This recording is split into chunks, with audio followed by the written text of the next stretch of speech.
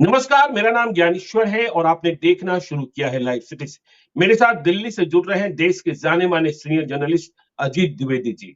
अजीत जी, आपका आकलन फिर से बिल्कुल सटीक बैठा और यही कारण है कि शाम को 7:30 बजे कोई 50,000 लोग एक साथ आपका साक्षात्कार जानने के लिए इंतजार कर रहे होते। तो आज बिहार विधानसभा में नीतीश कुमार को दोहरी जीत मिली। बिहार विधानसभा के अध्यक्ष अवध बिहारी चौधरी को हटा दिया गया वोटिंग से और स्वयं नीतीश कुमार ने भी बहुमत हासिल कर लिया। लेकिन दोनों के आंकड़े अलग अलग रहे। जब बिहार विधानसभा के अध्यक्ष अवध बिहारी चौधरी को हटाने के लिए वोटिंग हुई तो अविश्वास प्रस्ताव के पक्ष में, मतलब हटाने के पक्ष में 125 वोट गिरे और खिलाफ में 112 मत।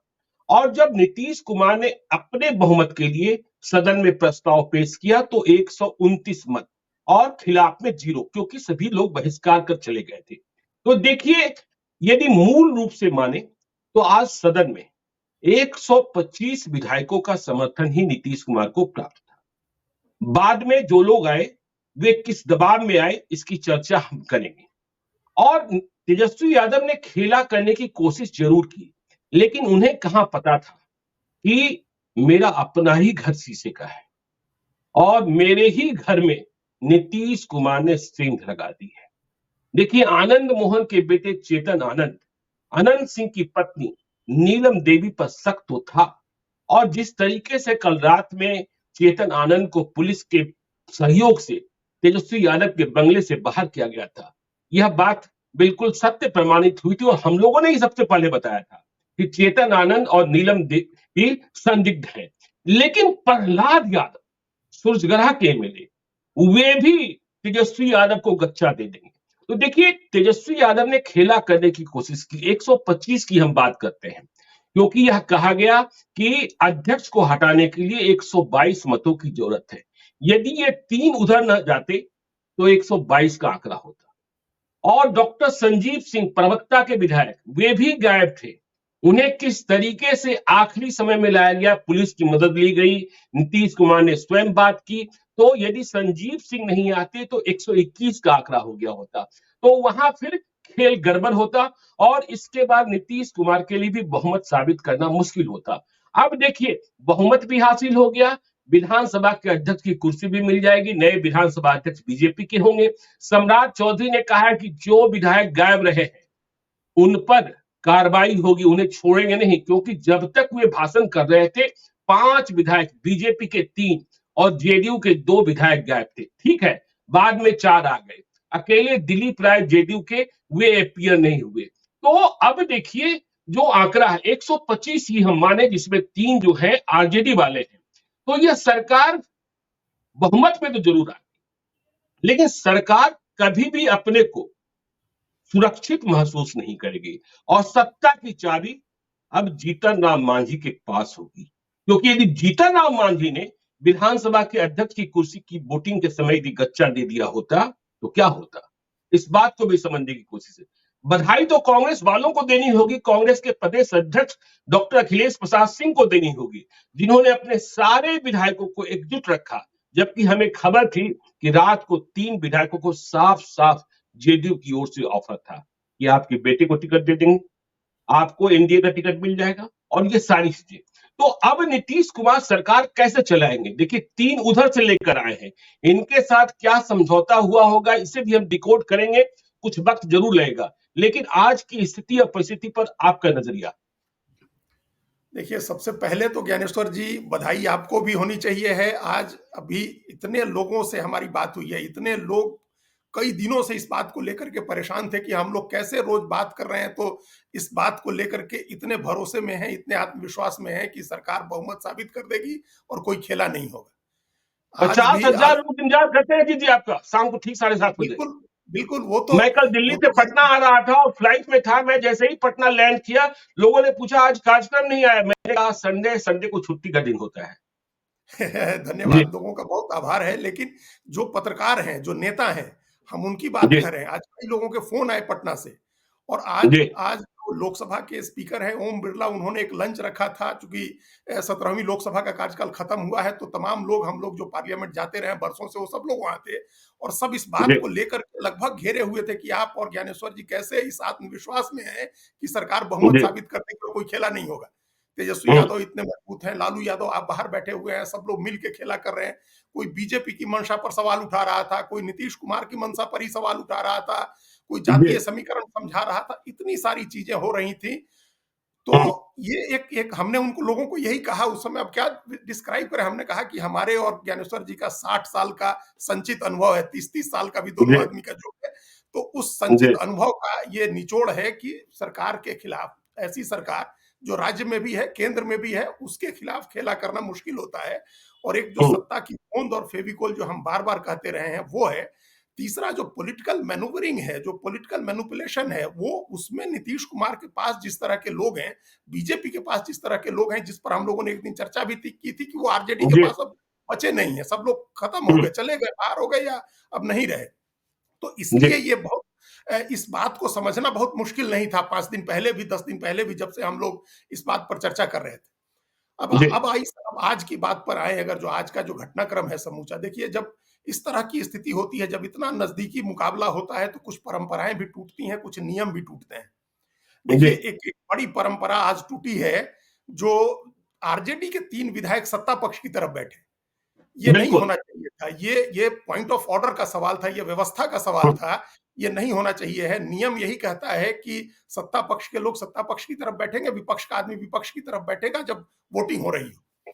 और तो तेजस्वी यादव ने आपत्ति भी की थी, लेकिन उनकी आपत्ति को माना नहीं गया।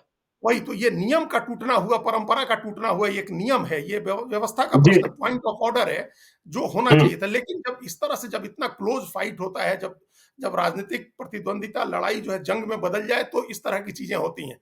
तो ये जी एक उसका ख्याल रखना चाहिए था। एक विधानसभा की मर्यादा होती है, गरिमा होती है, इतनी पुरानी विधानसभा है, मतलब बिहार की विधानसभा इतनी बड़े राज्य की विधानसभा है, तो ये एक उसका ध्यान रखा जाना चाहिए था। और अब ये ऐसा लग रहा है कि पूरे समय इस तरह से मर्यादाएं, परंपराएं, नियम टूटते रहेंगे, क्योंकि जी सरकार अब उस तरह की बहुमत वाली, नंबर्स इतने ही हैं। ज्ञानेश्वर जी, हम्म, इतने ही नंबर तब भी थे 2020 में नवंबर में, जब सरकार बनी थी नीतीश कुमार की। तभी संख्या इससे बिल्कुल ज्यादा तो नहीं थी, संख्या तो 128 की हम्म, ही थी। जी 128 से 2 कम ही थे तब तो नीतीश कुमार की पार्टी के 43 ही एमएलए थे, जी उनके 43 थे। और बीजेपी के जो उस समय ये लोग नहीं मिले थे, मुकेश सहनी वाले, तो 4 लोग उनको छोड़ दें, तो बीजेपी के हम्म, 75 थे। जी बाद में 3 लोग आए, लेकिन नंबर्स तो इतने ही थे, नंबर्स तो इससे ज्यादा नहीं थे, इससे बल्कि कम ही थे, 2 लोग कम ही थे। हम्म, फिर भी सरकार स्थिर थी, क्योंकि चुनाव के बाद इसकी जो वल्नरेबिलिटी होती है, जो कमजोरियां होती हैं, जो खामियां होती हैं, वो उजागर नहीं हुई। ये जी एक एक होमोजेनस ग्रुप सा था, एक कोहेसिव ग्रुप सा था। ऐसा लगता था कि बीजेपी, जेडीयू और जीतन राम मांझी की पार्टी, उस समय मुकेश सहनी की वीआईपी, उनके भी 4 विधायक थे। ये सब 4 लोग विधायक एक तरह की पार्टी है, एक ग्रुप है। इसीलिए नंबर्स 126 ही होते हुए सरकार स्थायी मानी जा रही थी, 127 होते हुए भी। जी लेकिन लेकिन आंतरिक अब शत्रु नहीं थे ना। तब डॉक्टर वही कह रहे हैं। संजीव सिंह का मिजाज ऐसा नहीं था, बीमा भारती का मिजाज ऐसा नहीं था। और बीजेपी में 3 विधायक, रश्मि वही वर्मा, भगवतिया देवी और मिश्री लाल यादव। मिश्री लाल यादव तो तब आए जब उनके बेटे के खिलाफ आपराधिक मुकदमा दर्ज हो गया और उनकी गिरफ्तारी के लिए छापेमारी शुरू हो गई। ये सब कुछ हुआ। देखिए, सत्ता ने शक्ति का भी इस्तेमाल किया। वैसे कहा जाता है, there is nothing wrong in love and बात। हाँ, तो वही वही हम कह रहे थे कि जब 2020 में सरकार बनी थी, तो जो वल्नरेबिलिटी है ना, जो कमजोरी है, वो जी जाहिर नहीं हुई थी कि अंदर से हम्म, भी कोई शत्रु है, अंदर से भी कुछ इक्वेशन खराब है। ये सब नहीं था, एक होमोजेनस ग्रुप था, एक एनडीए, एक अलायंस था, कोहेसिव अलायंस था। तो इतने जी ही नंबर होने के बावजूद अस्थिरता नहीं थी। हम्म, लेकिन अब नंबर्स बढ़ गए हैं, अपोजिशन के भी 3 लोग आ गए हैं, आरजेडी के भी 3 लोग आ गए हैं, और जी सरकार की संख्या 129 हो गई है। तब भी हम्म, इसकी स्थिरता हिल गई है, इसकी बुनियाद हिल गई है। हम्म, वो हम्म, इसलिए हो गई है क्योंकि अंदर की खामियां, अंदर की कमजोरियां जाहिर हो गई, नेताओं की निश्चित महत्वाकांक्षा तौर जाहिर पर हो गई। ये जी ऐसा होता है आमतौर पर, ऐसी ऐसे समय में, जब जो भी विधायक होता है, या अगर लोकसभा की बात हो तो जो सांसद होता है, वो अपना महत्व दिखाना चाहता है, कि अपना जी महत्व दिखाए। अगर अपनी कोई नाराजगी है, तो वो नाराजगी भी जाहिर करे। लेकिन ये उससे कुछ ज्यादा की चीज हो गई। ये हम्म, अगर इस तरह से इतना शक्ति प्रदर्शन नहीं किया होता, गया होता, इतनी मैनूवरिंग नहीं होती, इतना मैनिपुलेशन नहीं होता कि चेतन आनंद के भाई अपने भाई के गायब होने, अपहरण करने की रिपोर्ट दर्ज कराएं और पुलिस जा करके और तेजस्वी यादव के घर से उनको उठा करके ले आए रात में। ये तो एक तरह की जो स्थिति बन गई, वो बहुत स्थिति अच्छी नहीं है आगे के लिए। देखिए, जी इसके बावजूद ये ऐसा नहीं था कि ये स्थिति सिर्फ सत्ता पक्ष की है। हम्म, अपोजिशन की भी वल्नरेबिलिटी जाहिर हो गई, अपोजिशन का जो खेमा है उसकी भी कमजोरी जाहिर हो गई। बिल्कुल। जो अपने अब सोचिए 115 में नीलम देवी, अब सोचिए बिल्कुल, प्रहलाद यादव कल्पना से परे था कि चलिए आप कह सकते थे नीलम देवी अनंत सिंह की पत्नी है, जाति से भूमिहारन है, क्या रहेगा। हाँ, समीकरण हाँ। बैठता है, आनंद मोहन की नाराजगी, लेकिन प्रहलाद यादव, लालू यादव और तेजस्वी यादव को पता ही नहीं चला कि मेरे घर में जो बैठे हैं साथ में और जिनकी ताकत के लिए कहा यह जाता था कि लालू यादव की ताकत है प्रहलाद यादव और प्रहलाद यादव लालू यादव की ताकत है, लेकिन जब वे अचानक आकर बैठ गए सत्ता पक्ष के साथ तो सभी के होश ही उड़ गए कि नीतीश कुमार ने क्या सेंधमारी की और नीतीश कुमार ने कुर्सी बचाने के लिए कौन कौन से उपाय किए। देखिए, ये वही हम कह रहे थे कि जो कमजोरी जाहिर हुई है वो जेडीयू बीजेपी की खाली नहीं हुई है, वो कमजोरी जी आरजेडी की भी जाहिर हो गई। हम्म, आरजेडी की भी कमजोरी इस मामले में जाहिर हो गई कि वो अपने 115 का दावा था और उसमें वो लोग जोड़ करके खेला करने की बात कह रहे थे। तो उल्टा बिल्कुल 112 का 115 हो गया, जो हम बार-बार कह रहे थे कि शिकारी कहीं शिकार ना बन जाए। हम्म, क्योंकि ये लड़ाई एक तरफा नहीं होगी ना। अगर अगर आप अपोजिशन में बैठे हैं, आप दावा कर रहे हैं कि आप तोड़ लेंगे जेडीयू के लोगों को, बीजेपी के लोगों को, तो आपकी तरफ भी तो लोग नजर गड़ाए हुए हैं, आपके लोगों को भी तो तोड़ने की कोशिश होगी। जो गैर जी हाजिर रहे हैं जेडीयू बीजेपी में, या जिन लोगों ने टेंट्रम दिखाया है ज्ञानेश्वर जी, हम्म, वो कोई आरजेडी के एफर्ट से नहीं दिखा रहे थे लोग। ऐसा नहीं है जी कि आरजेडी ने उनको मोटिवेट किया है या आरजेडी ने उनको कोई वादा किया है जिसकी वजह से वो लोग जेडीयू या बीजेपी से नाराज हो रहे थे, ऐसा नहीं था। हम्म। उनकी अपनी नाराजगी है, उनका नहीं, अपना संजय झा ने इंटरनल। एक आरोप भी लगाया, जी संजय झा ने आरोप लगाया ये है कि देखिए हमारे विधायकों को पैसे का प्रलोभन दिया गया है, कई तरीके के प्रलोभन मिले जो हम लोग कह रहे थे कि बोरा और झोला। और संजय झा ने यह भी कहा कि इसे इन्वेस्टिगेट कराया जाएगा, मतलब आने वाले दिनों में कुछ और पॉलिटिकल ड्रामा देखने को मिल सकता है जिसमें ये बातें आ सकती है कि इस तरीके के प्रलोभन दिए जा रहे थे, क्योंकि जो लोग विधानसभा अध्यक्ष के हटाए जाने के बाद हाजिर हुए हैं, जो 4 विधायक, वे मजबूरी में हाजिर हुए हैं क्योंकि उन्हें लग गया कि नीतीश कुमार की सत्ता जा नहीं रही है, बीजेपी और जेडीयू की सरकार बनी रहेगी, तो यदि अब भी हम नहीं गए तो हम बच नहीं पाएंगे। ये देखिए, जिस दिन श्रवण कुमार ने ये कहा था कि 10-10 करोड़ रुपए के ऑफर दिए जा रहे हैं, उस दिन भी हम लोगों ने चर्चा की थी और इस जी बात की भी नज़र थी, इस बात की में खबरें भी आई कि जो एजेंसीज हैं, वो नज़र रखे हुए हैं विधायकों के ऊपर और संदिग्ध लोगों के ऊपर निगरानी हो रही है। कहीं पैसे का अगर ट्रांसफर होता है, लेन-देन होता है किसी भी माध्यम से, तो उस पर भी नज़र रखी गई थी। ये सारी चीज़ें एजेंसियाँ कर रही होंगी। हो सकता है एजेंसियों के पास और कोई जानकारी भी हो जो आगे पार्टीज के साथ शेयर किया जाए। लेकिन जी कोई ऐसा ऐसा मैनिपुलेशन आरजेडी की तरफ से नहीं हो रहा था, पॉलिटिकल मैनिपुलेशन जिसको बोलते हैं, पॉलिटिकल जो प्रयास होता है। एक होता है ना कि आपके पास पॉलिटिकल बैकअप प्लान क्या है।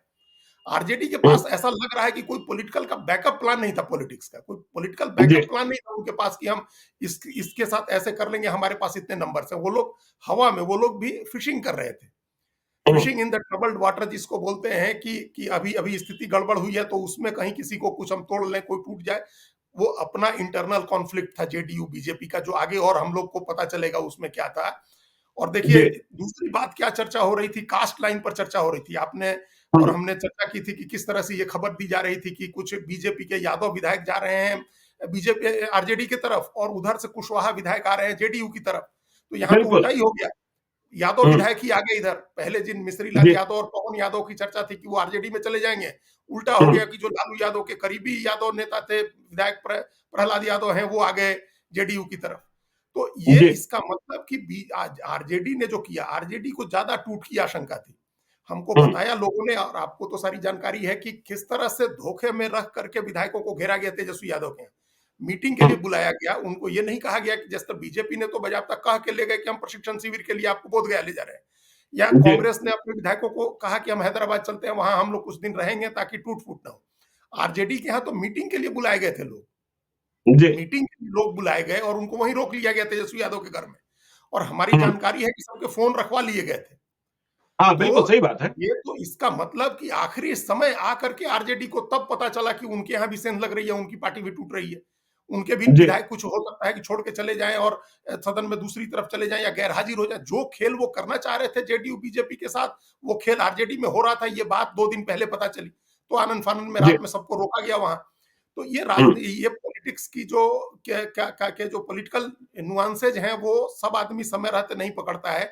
नीतीश कुमार सबसे पहले पकड़े। और आपने कहा कि जो तारीफ होनी चाहिए कांग्रेस पार्टी की, कांग्रेस के जी 19 विधायक रहे सदन में, तो उसी तरह की स्थिति हम देखिए नीतीश कुमार की भी देखते हैं। नीतीश कुमार हम्म एकमात्र नेता थे जिन्होंने आखिरी दिन तक, एक दिन पहले, कल संडे को विधायक भेजे गए चाणक्य होटल में। नहीं तो उसके पहले नीतीश कुमार ने किसी विधायक की कोई घेराबंदी नहीं की थी। उनके जी विधायक गोवा घूम रहे थे, उनकी विधायक दिल्ली घूम रही थी, उनके विधायक जिसको जहां मन हो रहा था वो वहां घूम रहा था। नीतीश कुमार एकदम आराम से बैठे और थे, उनको अदिति पता था देखिए, इंटेलिजेंस हमारे की बात विधायक करें, लौट आएंगे। इंटेलिजेंस की बात, नीतीश कुमार की जो टीम थी, जो पॉलिटिकल मैनेजमेंट कर रही थी, जो उनके कमांडर्स थे, उनकी इंटेलिजेंस देखिए। जो विधायक नाराज थे, बीजेपी वाले और जेडीयू वाले, वे चले गए थे झारखंड, और झारखंड में छुपे बैठे थे। चंपई सोरेन की मदद ली गई थी, लेकिन उनके मोबाइल से खंगाल लिया गया था। इंटेलिजेंस की यह ताकत है कि आखिर ये है कहां, हम्म। तो उन्हें वहां खोजा गया। और जैसे ही डॉक्टर संजीव सिंह बिहार में इंटर किए, वे पुलिस के स्पॉट द्वारा, करके ले आए गए। हाँ, हम्म। ले आए गए। जी हाँ। तो ये तो पॉलिटिक्स, ये तो यही सत्ता में है तो ये आपको सुविधा है।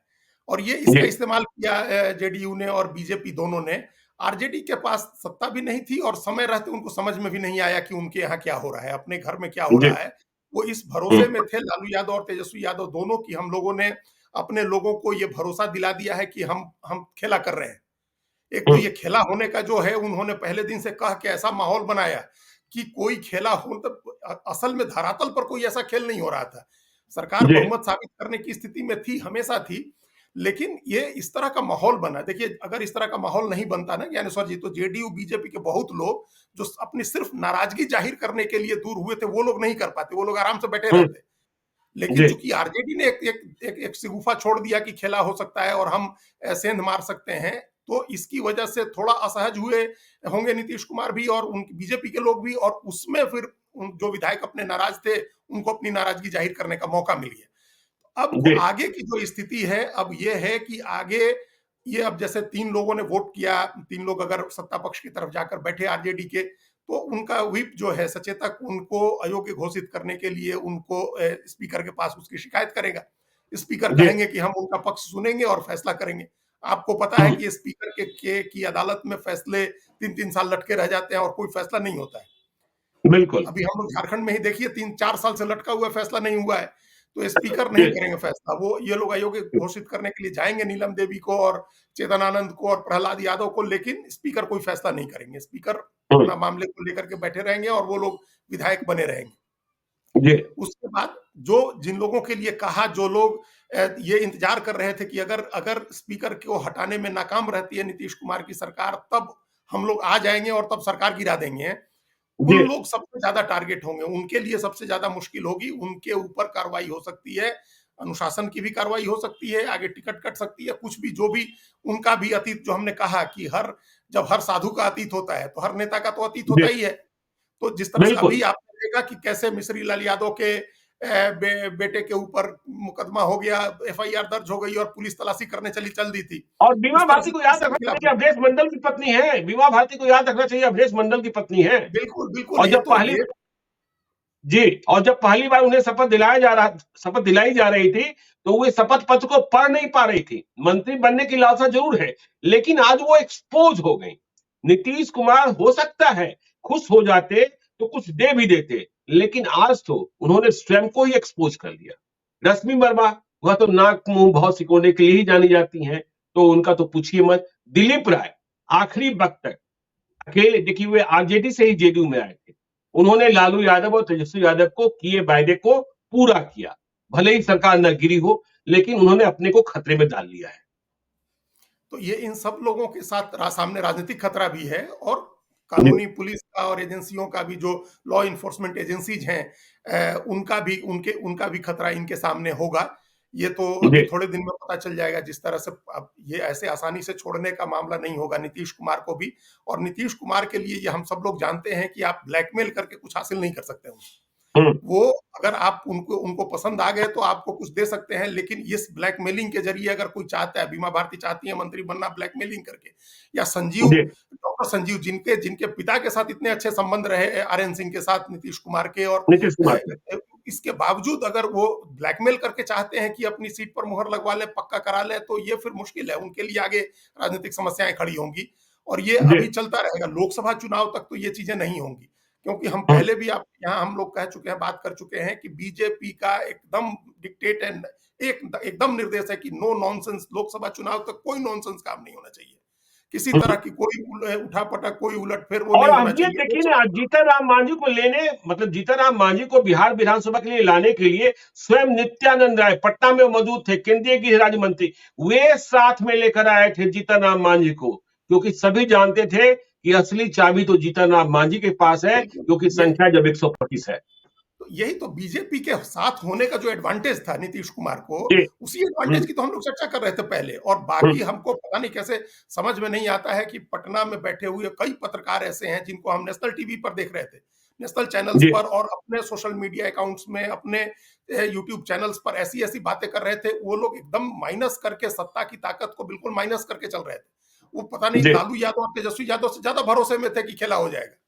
ये हम्म, भी बड़ी हैरानी की बात है, पता नहीं कैसे। तो बीजेपी की जो ताकत है, बीजेपी का जो स्ट्रेंथ है, उसको आप माइनस नहीं कर सकते हैं। ये ताकत देखिए, नित्यानंद राय का नाम किसानों से बात करने के लिए था, उनको पंजाब में, चंडीगढ़ में किसानों से बात करनी थी, जो आंदोलनकारी किसान हैं, उनसे बात जी करने जाना था। पीयूष गोयल, अर्जुन मुंडा के साथ नित्यानंद राय का भी नाम था, जो 3 मंत्री जाने वाले थे। बीजेपी ने हम्म, उनको रोका पटना में कि आप रहिए। याद करिए, पहली बार भी, जब पहले दिन जब ये सब शुरू हुआ था, आज से 10 दिन पहले भी नित्यानंद राय ही गए थे बात करने जी जीतन बिल्कुल राम मांझी के बिल्कुल। पास। तो जी जीतन राम मांझी के साथ एक रेपो उन्होंने बनाया हुआ था, और बीजेपी नो नॉनसेंस, जो हमने कहा, कोई उठापटक इस समय नहीं चाहती है, क्योंकि एक भी सीट पर बीजेपी कोई ऐसी चीज नहीं बर्दाश्त कर सकती है जिससे नुकसान है। तो इस जी बात के लिए अगले 2 ढाई महीने तो कोई चिंता की बात नहीं है। जून तक तो ऐसे भी कोई ज्यादा उलटफेर या उसकी कोई गुंजाइश नहीं है।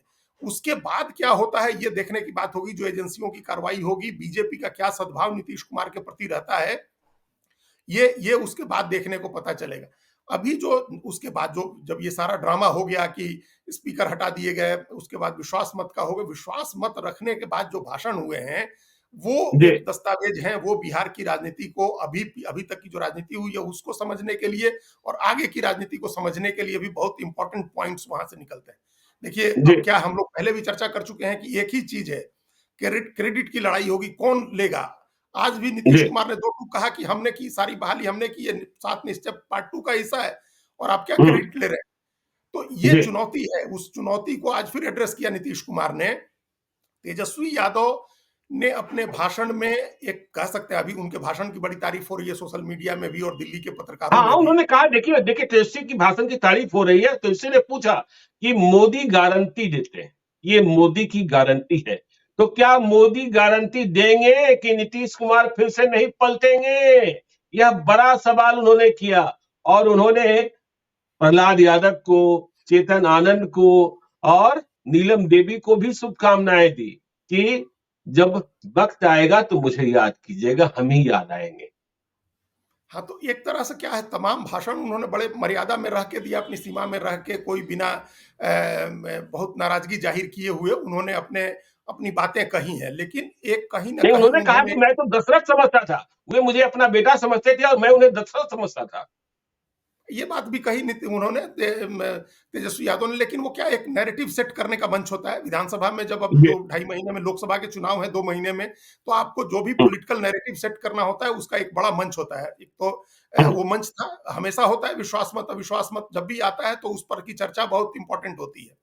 लेकिन जी अब जैसे उन्होंने यही बात कही कि मोदी गारंटी दे सकते हैं क्या कि नीतीश कुमार पाला नहीं बदलेंगे, हम्म, लेकिन अब सदन में पता नहीं किसी ने उनसे, जो बाद में जो वक्ता हुए, उनको पूछना चाहिए था कि क्या तेजस्वी यादव और लालू यादव इस बात की गारंटी देंगे कि अगली बार नीतीश कुमार आएंगे तो ये लोग उनके साथ नहीं जाएंगे। जी ये गारंटी दे सकते हैं क्या लालू यादव और तेजस्वी यादव की, अगली बार अगर नीतीश कुमार हमसे संपर्क करने आएंगे तो हम उनको दरवाजे से बाहर कर देंगे?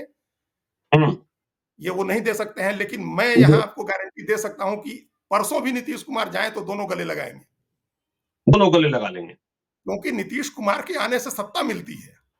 जी तेजस्वी यादव आज एक नैरेटिव सेट करने के लिए हाउस में वो जो भी कहें, ये ठीक है, उन्होंने कहा कोई गारंटी नहीं दे सकता, राजनीति में किसी चीज की गारंटी होती है, लेकिन इस बात की गारंटी है कि नीतीश कुमार आएंगे तो सत्ता लेकर के आएंगे, फिर उनको गले लगाया जाएगा, फिर उनको टीका लगाया जाएगा और उनके पांव छुए जाएंगे। जी नीतीश कुमार ये गारंटी नहीं दे सकते हैं लालू यादव और तेजस्वी यादव। तेजस्वी यादव ने अपने भाषण में यह भी कहा ज्ञानेश्वर जी कि हम तो सरकार में नहीं शामिल होना चाहते थे। अरे जब जी आप नहीं शामिल होना चाहते थे तो क्यों शामिल हो गए? किसने शामिल करा दिया आपको? आप अपनी पार्टी के सर्वोच्च नेता हैं और आप नहीं शामिल होना चाहते थे, फिर आपको किसने शामिल करा दिया? आप जी सहयोगियों के दबाव में शामिल हो जाइएगा। ऐसे होता है, ऐसी राजनीति होती है। लेफ्ट के 16 एमएलए हैं और उनको सरकार में नहीं शामिल होना था तो वो नहीं शामिल हुए। वो जी तो किसी के दबाव में नहीं है, उनको नहीं शामिल होना था, वो लोग नहीं शामिल हुए। कांग्रेस और आरजेडी को शामिल होना था तो आप शामिल हो गए। तो आज जब आप सत्ता से बाहर हो गए तो आप नाखून कटा के शहीद थोड़े बन जाइएगा कि हम सरकार में नहीं शामिल होना चाहते थे। सरकार में शामिल होना ही मकसद था। सरकार में शामिल जी हुए, मुख्यमंत्री उप मुख्यमंत्री बने, बड़े विभाग लिए आपने, आपके भाई भी शामिल हुए, सब हुए। तो ये जो है, अब ये एक वही हमने कहा ना कि नैरेटिव सेट करने की बात हो गई है, उन्होंने जो सेट किया नैरेटिव जो है। तीसरी जी बात, जो दशरथ और राम वाला रूपक है, वो एक रूपक का इस्तेमाल उनको जिसने भी लिख के दिया हो, उन्होंने रूपक का इस्तेमाल किया। और अभी आज तो राम का समय भी चल रहा है, अयोध्या राममय है पूरा देश। लेकिन राम ने कभी दशरथ की नाक में दम नहीं किया था कि हम तुम्हारी सत्ता उखाड़ के फेंक देंगे। जी जी आप जब राम बने, आप जब अपने को राम मान रहे हैं, तो उस अनुरूप आपका आचरण होना चाहिए था। ये सारे खेल जो इतने राजनीतिक धतकर्म हुए, ये थोड़े करने की जरूरत थी। राम ने जी तो सारे वस्त्र, अपने राजसी वस्त्र त्यागे थे और धनुष बाण उठा करके निकल लिए थे वनवास के लिए। आप तो वनवास नहीं गए, आप कह भी रहे हैं कि हमको वनवास नहीं भेजा है, हमको जनता के बीच जाने के लिए कहा है, लेकिन जी राम का आचरण कहाँ हुआ? ये क्या मर्यादा बची कि आपने संकल्प कर लिया कि खेला होगा और हम सरकार गिरा देंगे और नीतीश कुमार को बहुमत नहीं साबित करने देंगे, हमारा स्पीकर इस्तीफा नहीं देगा। ये कौन सी मर्यादा की बात हो गई कि हमारा स्पीकर इस्तीफा नहीं देगा, सरकार का बहुमत है तब भी हम इस्तीफा नहीं देने देंगे, हम खेला कर देंगे। विधायकों को घेर रहे हैं, दूसरे विधायकों को तोड़ने की कोशिश कर रहे हैं और उसके बाद सदन में खड़े होकर के राम भी बन रहे हैं। तो ये जी दोनों चीजें नहीं हो सकती। ये रूपक, ये हमने कहा कि वो सब चीजें जो हैं वो एक नैरेटिव सेट करने का पार्ट है, जो उन्होंने भाषण दिया और एक हद तक उनको कामयाबी भी मिली, क्योंकि दूसरी तरफ से जो उनके बाद भाषण हुए, उन जी भाषणों में चाहे विजय चौधरी का हो या सम्राट चौधरी का हो या नीतीश कुमार का हो, उन भाषणों में इन बातों को एड्रेस नहीं किया गया। जो वो नैरेटिव सेट करना चाह रहे थे उसको काउंटर नहीं किया गया, वहां वो होना चाहिए था। लेकिन इससे एक एक चीज तो ये साबित हुई कि तेजस्वी यादव ने भी एक रास्ता खोल रखा है अपने को दशरथ और उनको दशरथ और अपने को राम बता करके, कि फिर बिल्कुल आगे आप आइएगा तो कोई वो गिला नहीं रहेगा, कोई ऐसी शर्मिंदगी नहीं रहेगी आपके साथ मिलने में। नीतीश कुमार जी ने जरूर ये साबित किया। नीतीश जो बात कहते रहे थे, तेजस्वी के मौजूदगी में भी पहले कहते रहे थे, सरकार में रहते हुए भी, कि 2005 के पहले जंगल राज था। तो एक ये हाँ ठीक कहा नैरेटिव है, ये उन्होंने जंगल राज था। आज भी कहा उन्होंने। तो ये जी पॉलिटिकल नैरेटिव होगा, चुनाव लड़ने का एक एजेंडा होगा आरजेडी और माफ करिएगा जेडीयू और बीजेपी का, कि अगर आरजेडी आती है, जो एक ताकतवर आरजेडी है, एक मजबूत अपोनेंट के तौर पर आरजेडी चुनाव लड़ेगी, तो जी उसको का एक नैरेटिव सेट करना होगा कि बिहार के लोगों को फिर याद दिलाया जाए, उस समय की बातें याद दिलाई जाए। 2005 के पहले का जो राज था, तो उसमें दोनों बातें हैं। एक तो जंगल राज, यानी लॉलेसनेस बताया जाएगा कि क्या हालत थी, रात में शाम होने के बाद लोग निकलते नहीं थे घर से। और दूसरा, ये जो काम नहीं होता था पहले, जो काम हुए हैं उसके बाद हुए हैं, विकास जी का काम उसके बाद हुआ है। विकास के काम आरजेडी के साथ नहीं होते हैं। ये अपना नीतीश कुमार ने नैरेटिव सेट किया है और वो बहुत पॉजिटिव नैरेटिव है, बीजेपी उसी लेकिन पर चुनाव लड़े। अजीत जी ओपनिंग रिमार्क्स में ही हमने कहा था कि आज की जीत के पीछे असली खिलाड़ी तो जीतनराम मांझी है, लेकिन जीतनराम मांझी की विश लिस्ट भी बड़ी लंबी रहती है। आज उन्होंने नीतीश कुमार को जीत दिला दी अपने 4 विधायकों से, लेकिन आपको याद होगा कि उन्होंने विभागों के बारे में बोला था, बार बार अनुसूचित जाति जनजाति कल्याण ही क्यों, उन्होंने अनिल कुमार को मंत्री बनाने की मांग की थी। और देखिए पॉलिटिकल पंडितों ने यह कहना शुरू किया है कि आज तेजस्वी यादव भले हार गए, लेकिन वे जीतनराम मांझी का पीछा नहीं छोड़ेंगे। वे अब भी जीतनराम मांझी के पीछे लगे रहेंगे, क्योंकि 125 का आंकड़ा उन्हें दिख रहा है कि खेला भविष्य में भी हो सकता है, नीतीश कुमार को कुर्सी से उतारा जा सकता है। तो जीतनराम मांझी का आगे क्या क्या नीतीश कुमार की रणनीति होगी? और तेजस्वी यादव ने जो यह सोचना शुरू किया है कि जीतनराम मांझी का पीछा नहीं छोड़ना है। देखिए अब मंत्रिमंडल का विस्तार भी होना है, जीतनराम मांझी चाहते ही चाहते हैं। और कल यह भी तय हो जाना है कि आरजेडी का राज्यसभा का उम्मीदवार कौन होगा, कांग्रेस को मौका मिल रहा है कि नहीं मिल रहा है। जेडीयू की ओर से करीब-करीब स्पष्ट ही है कि वो संजय झा जा रहे हैं दिल्ली, उन्हें पुरस्कार मिला है। तो जीतन राम मांझी बड़े खिलाड़ी। देखिए, जीतन राम मांझी को लेकर के किस तरह से जीतन राम मांझी को हैंडल करेंगे, क्योंकि उनकी जी, पार्टी टूटने की गुंजाइश कम है। अगर होती तो किसी न किसी तरफ से कोई प्रयास होता। जिस तरह से जी। मुकेश सहनी की पार्टी टूटी, उस तरह से हाँ, इनकी पार्टी परिवार नहीं के ही टूटी 3 लोग क्योंकि हैं। परिवार के ही 3 लोग हैं। जी, तो ये और चौथे जो व्यक्ति हैं, उनको पता है कि कितना सद्भाव दिखा रहे हैं। जीतन राम मांझी मंत्री पद उन्हीं के लिए माँग रहे हैं, अनिल कुमार के लिए। जी। हुँ, वो भी एक इस तरह से वो टूटने की संभावना नहीं है वहाँ। एक हुँ। चर्चा ये थोड़े समय के लिए ज़रूर हुई थी कि जीतन राम मांझी को राज्यसभा दे सकती है बीजेपी, तो अब वो संभावना खत्म हो गई। बीजेपी ने अपने बिल्कुल। दोनों उम्मीदवार घोषित कर दिए, तो हुँ, अब वो राज्यसभा भी नहीं मिल रही है। तो लोकसभा की सीटों का क्या उनके साथ समझौता होता है? उनको एक ही सीट मिलती है या उनकी कोई और माँग पूरी की जाती है? उनको कोई एमएलसी की सीट दी जाती है या उनके लिए कोई मंत्री का अतिरिक्त मंत्री कोई विभाग उनके बेटे के लिए दिया जाता है या कोई एक मंत्री की शपथ दिलाई जाती है? ये सब चीज़ें 1-2 दिन में, अगले 2-3 दिन में ये चीज़ें होंगी। लेकिन जी, उनको देखिए, उनको हमेशा पता है कि आरजेडी की तरफ से कोई भी मैसेज, कोई भी ऑफर आएगा, वो ऑफर बड़ा अल्पकालिक होगा, उसमें से बहुत कुछ हासिल नहीं होना है। ये सब जी। अच्छे नेता की सबसे अच्छी पहचान होती है कि वो जीतते हुए पक्ष को पहचान के रखे। तो हुँ, जीतन राम मांझी ने जीतते हुए पक्ष की पहचान करके रखी थी कि जेडीयू, बीजेपी ही अल्टीमेटली जीतने वाला पक्ष है। उसी के साथ जी, रह के चुनाव जीत सकते हैं। उनकी हुँ, भूमिका निश्चित रूप से रहेगी और उनका इस्तेमाल आरजेडी की तरफ से किया जा सकता है, वो आए या ना आए, उन्हीं का इस्तेमाल हो सकता है दबाव में रखने के लिए नीतीश कुमार को और बीजेपी को। बिल्कुल। अगर लोकसभा चुनाव में ये स्थिति, हमने अभी लोकसभा चुनाव के पहले तक तो कुछ नहीं होना है, ज़्यादा कुछ नहीं होना है। जी, हुँ, लोकसभा चुनाव में अगर परफॉर्मेंस आरजेडी की थोड़ी-सी भी ठीक हो जाती है, अगर आरजेडी कांग्रेस का जो गठबंधन है, लेफ्ट का गठबंधन है, अगर वो थोड़ा-सा अच्छा परफॉर्म करता है, उसके जी। उम्मीद से ज़्यादा विधायक जीत जाते हैं। जो अभी सी वोटर का सर्वे है, सांसद जीत उस जाते हैं, अगर अगर सांसद जो जीत सी जाते वोटर हैं। का सर्वे है, उसके हिसाब से भी अगर उसके 8-9 लोग जीत जाते हैं और जी, 30-31 पर रुकता है एनडीए का अलायंस, तो फिर खेला होने, फिर तब नए सिरे से राजनीतिक मोबिलाइजेशन, राजनीतिक पोलराइजेशन, ये सब चीजें फिर से शुरू होंगी जून के बाद। लेकिन जी, अगर स्वीप करता है एनडीए, बीजेपी जेडीयू अलायंस अगर स्वीप करता है और पिछली बार की तरह वो लोग 39 सीटें जीते हैं या 35 से ज्यादा सीट जीत जाते हैं, तब फिर इसकी जी, गुंजाइश खत्म हो जाएगी। फिर तो बहुत चीजें स्पष्ट हो जाएंगी। फिर ये स्पष्ट हो जाएगा कि जेडीयू और बीजेपी जब साथ रहते हैं तो फिर किसी तीसरी पार्टी के लिए कोई गुंजाइश नहीं बचती है, अपोजिशन के लिए कोई हुँ, ज्यादा गुंजाइश नहीं बचती है। फिर आरजेडी को विधानसभा चुनाव में अपनी जमीन बचाने की चिंता करनी होगी जी, कि किस तरह से बचाएं। अभी उनके पास 79 विधायक हैं और अपने पीक पर हैं। पिछले 20 साल की राजनीति में आप समझिए 2005 के बाद से वो एक पीक है इनका, जो 80-79 सीट का, जो पिछली बार भी था अभी भी है। उसको हुँ, बचाने की चिंता हो जाएगी। तब ये दूसरी तरफ का खेला करके सरकार को अस्थिर करें, उससे ज़्यादा अपने में इन्वॉल्व होंगे कि अपने अपने को कैसे मजबूत करें ताकि इतनी सीटें बचें। क्योंकि अगर जी, विधानसभा चुनाव भी जेडीयू, बीजेपी साथ मिलकर के लड़ते हैं, तो और कम होने का, इर्रेलेवेंट होने का खतरा हो जाएगा आरजेडी को बिल्कुल। बिहार पॉलिटिक्स में। 20-25%, 28%, 30% वोट के बावजूद आप एक जी, राजनीतिक ताकत रहेंगे, लेकिन जब विधानसभा में प्रेजेंस कम हो जाएगी तो उसके बाद आपका वजूद कोई बहुत महत्वपूर्ण नहीं रह जाता। आज अखिलेश हुँ, यादव के पास 111 विधायक हैं, लेकिन वोट भी है, लेकिन कोई मतलब नहीं है बिहार, वहां उत्तर प्रदेश की राजनीति में। उस तरह की जी, स्थिति हो जाएगी, स्थिति यहाँ तेजस्वी यादव और लालू यादव की।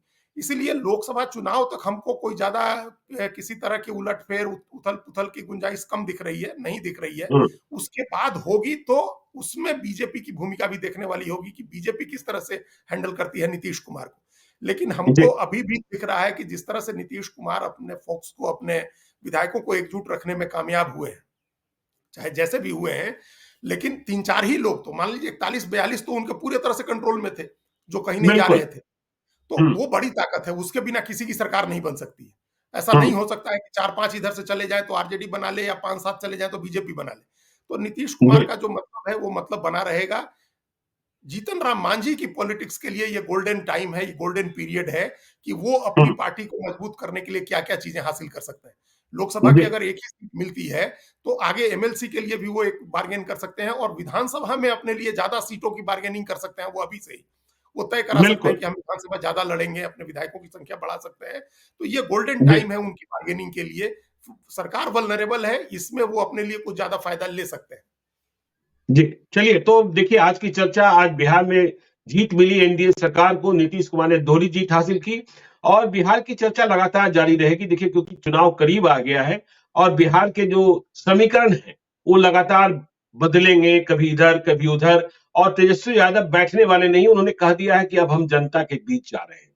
तो जनता के बीच किस रूप में जा रहे हैं, वह भी हम देखेंगे और अपने दर्शकों को बताएँगे। आज के लिए इतना ही। चलते-चलते हम अपने दर्शकों से कहते हैं कि यदि अब तक आपने हमारे यूट्यूब चैनल लाइव सिटी को सब्सक्राइब नहीं किया है, तो ज़रूर कर लीजिएगा और यदि इस वीडियो को फेसबुक पेज के माध्यम से पेज को लाइक कीजिएगा, ट्विटर पर भी हमें फॉलो कीजिए। धन्यवाद।